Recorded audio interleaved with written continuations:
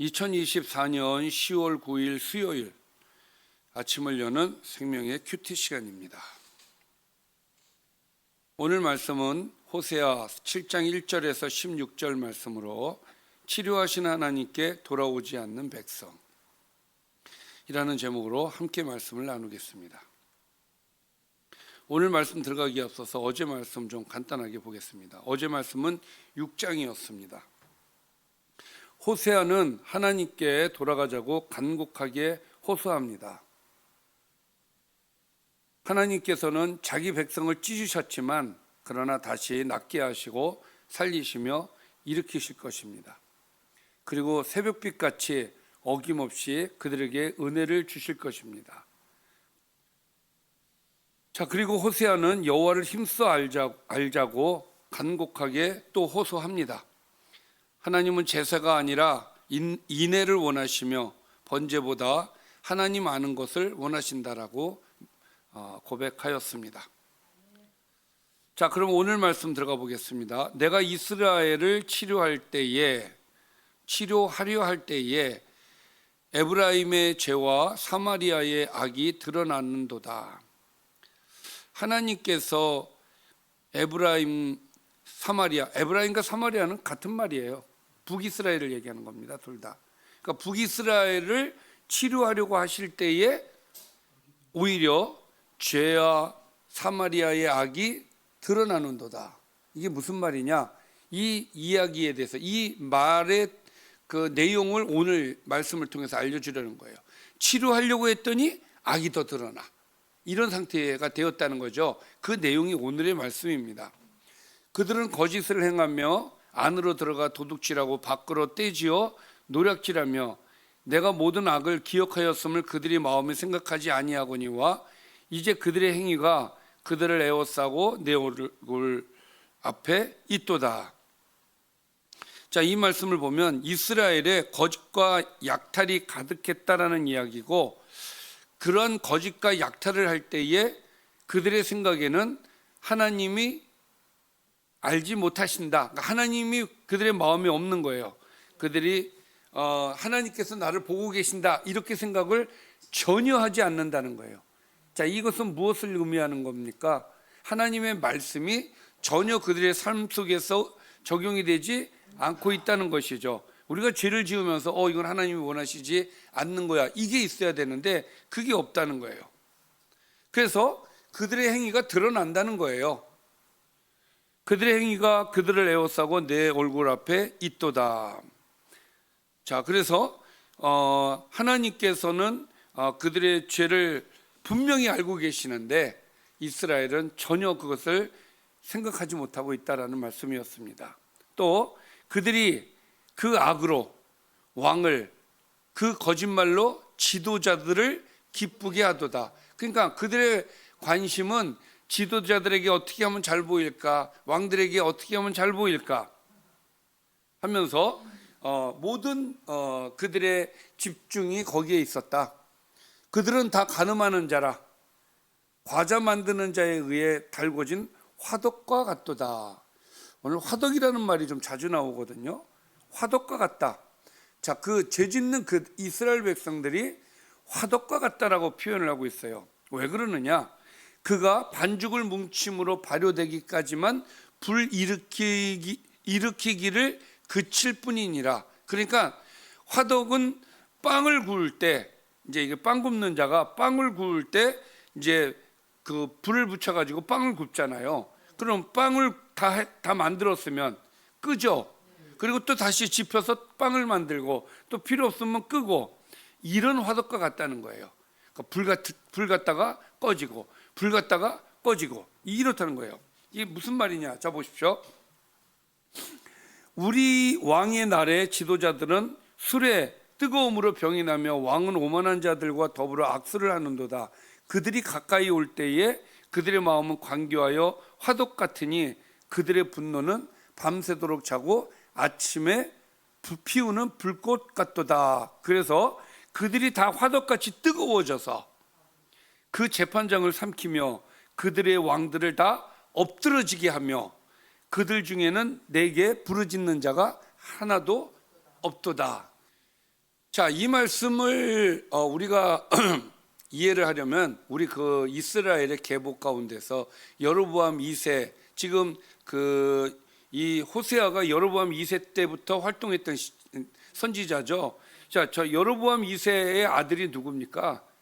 스가랴죠. 그리고 스가랴 다음이 살룸, 그다음에 자 무브베 이렇게 지나가잖아요. 자, 계속해서 어떻게 돼요? 반역. 자, 7절 마지막에 보면 7절 앞부분에 보면 그들이 다 화덕같이 뜨거워져서 그 재판장들을 삼키며 그들의 왕들을 엎드러지게 했다는 거야. 그러니까 백성들의 마음이 화덕 같아 가지고 이 왕들과 제사장들과 이 지도자들을 그냥 항상 그냥 두지를 못하는 거예요. 그래서 자기가 반란을 일으켜서 바꾸고 또 그 다음 다른 백성들이 또 반란을 일으켜서 바꾸고 이렇게 해서 그들의 왕들을 다 엎드러지게 했다라는 말이 그 말입니다. 그러니까 화덕 같다는 의미가 이 백성들이 그 마음이 그렇다는 거예요. 그래서 왕들을 그냥 두지 못하고 계속 뒤바꾸는 이러한 상황이 될 것이다라는 예언의 말씀인 거예요. 이게 그렇게 됐다는 것을 제가 말씀을 지금 드린 거고. 자, 그리고 에브라임이 여러 민족 가운데에 혼합이 되니 그는 뒤집지 않는 전병이로다. 이번에는 전병의 비유를 하고 있죠. 뒤집지 않는. 그러니까 전병을 구울 때 이렇게 뒤집어야 되잖아. 빵을 구울 때 이렇게 해야 되잖아. 근데 뒤집지 않는 거야. 자, 그런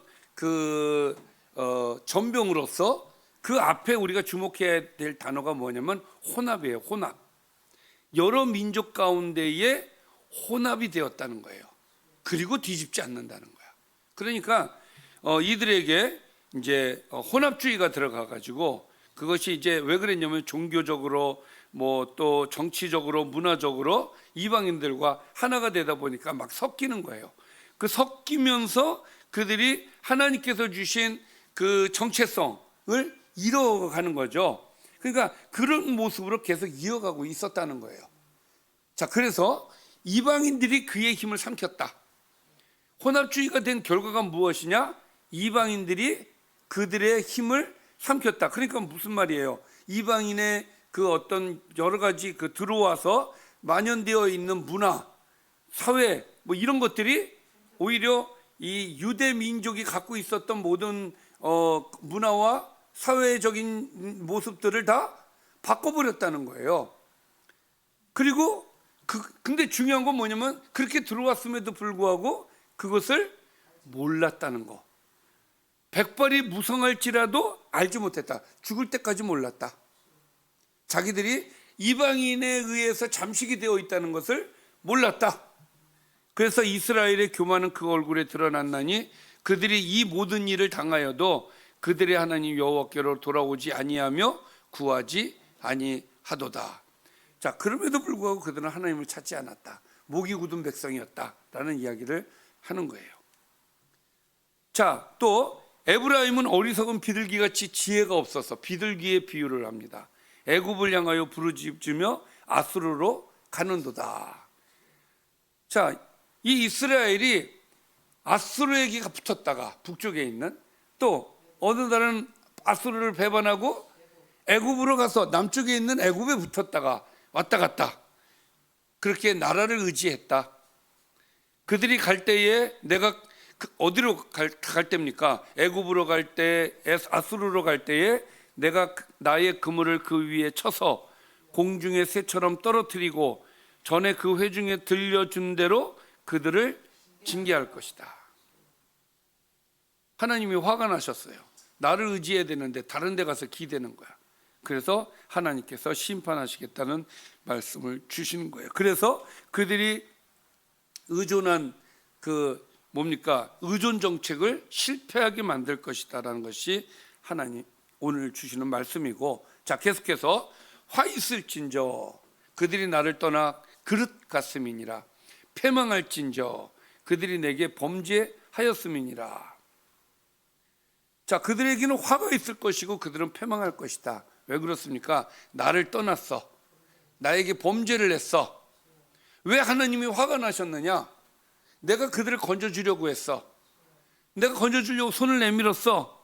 근데 그들이 나를 거슬러 거짓을 말하고 성심으로 나를 부르지 아니하였으며. 이 말이 뭡니까? 하나님께 나오기는 나와왔는데 거짓된 마음으로 나왔다는 거예요. 거짓된 마음으로.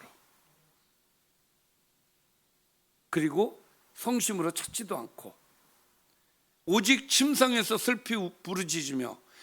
아니, 부르짖으려면은 나한테 와서 부르짖어야지 왜 침상에서 부르짖습니까? 그러니까 하나님 의지하지 않았다는 거예요. 그리고 곡식과 새 포도주로 말미암아 모이며 나를 하는도다. 그들이 모이는 이유는 그들의 곡식과 새 포도주, 그들이 필요한 것을 찾으면서 모이려고는 했지만 나를 섬기려고 모이는 것은 무관심했고 거짓된 마음으로 내 앞에 섰다. 그래서 내가 그들 팔을 그리고 또 하나님께서는 내가 그들 팔을 연습시켜 힘있게 하였지만 그들은 내게 대하여 악을 꾀하는도다.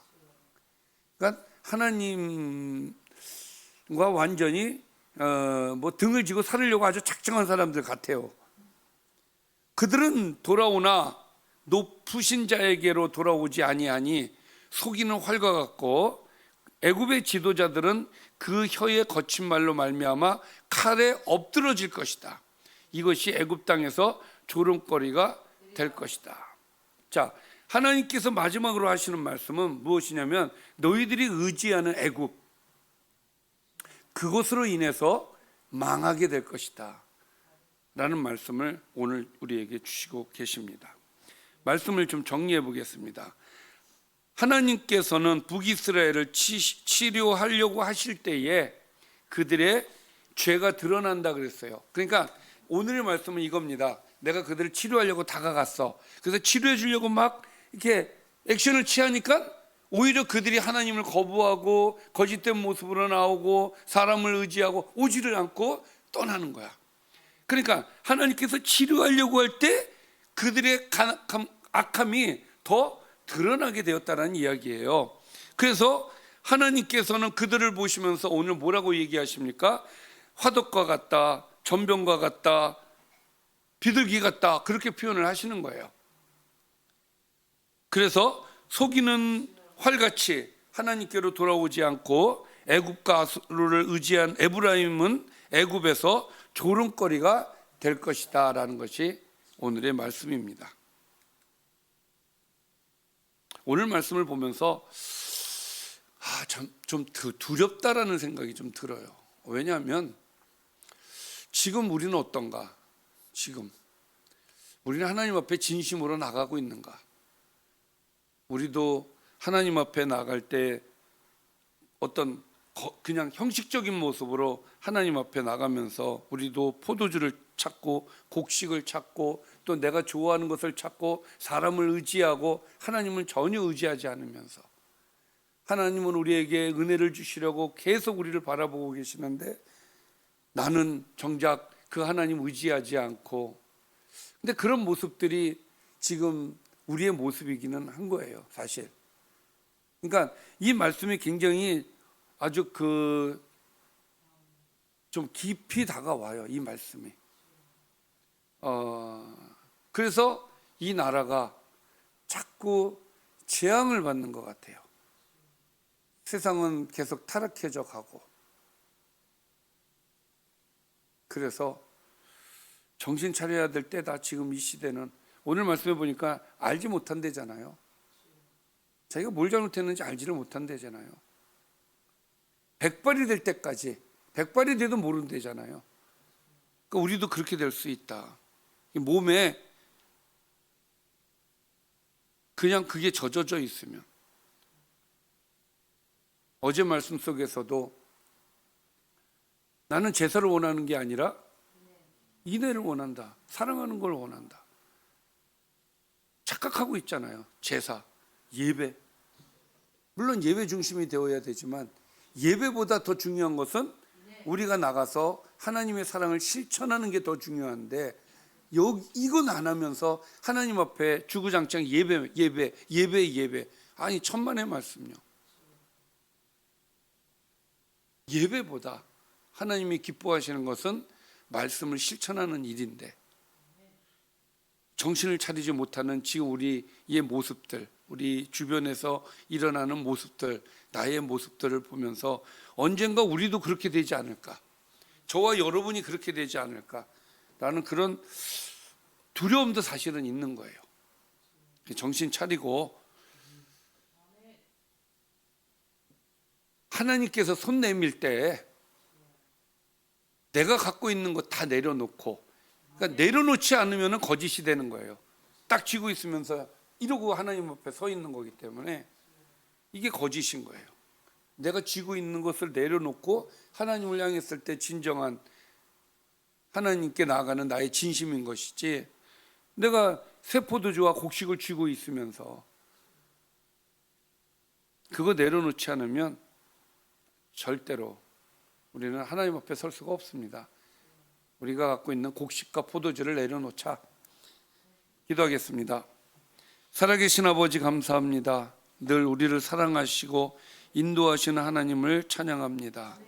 우리 안에 오셔서 우리에게 말씀하시고 우리를 치료하시고자 하시는 하나님을 늘 깨닫게 하여 주시고, 항상 하나님 말씀에 순종하여서 사랑하고 하나님의 말씀을 실천하는 주의 백성이 되게 하여 주옵소서. 예수님의 이름으로 기도드리옵나이다. 아멘.